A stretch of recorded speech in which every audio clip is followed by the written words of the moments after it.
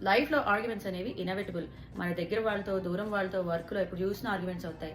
Arguments అయినప్పుడు ఇందులో entangle అయిపోయి కుమిలిపోకుండా ఎట్లా అందులో నుంచి నేర్చుకోవాల్సింది నేర్చుకుని మూవ్ ఆన్ అవుతాము. మనకి ఎప్పుడు ఇంటరాక్షన్స్ జరుగుతున్నా సరే పీపుల్ వాళ్ళ గురించి మనకి ఎంతో ఇన్ఫర్మేషన్ ఇస్తూ ఉంటారు. నెక్స్ట్ టైం ఆర్గ్యుమెంట్ అయినప్పుడు కొంచెం పాజ్ చేసి ఇందులో నుంచి వీళ్ళు నాకేం ఇన్ఫర్మేషన్ ఇస్తున్నారు అని ఆలోచించాలి. బాగా ఈగో ట్రిగ్గర్ అయినప్పుడు జనాలు అరిసేస్తా ఉంటారు. వాళ్ళ మైండ్‌లో ఏదో మేకప్ చేసుకుంటారు. వాళ్ళు మాట్లాడే దాంట్లో పెద్ద లాజిక్ ఉండదు. ఎమోషన్ ఉంటుంది. ఎక్కువ కోపం ఉంటుంది.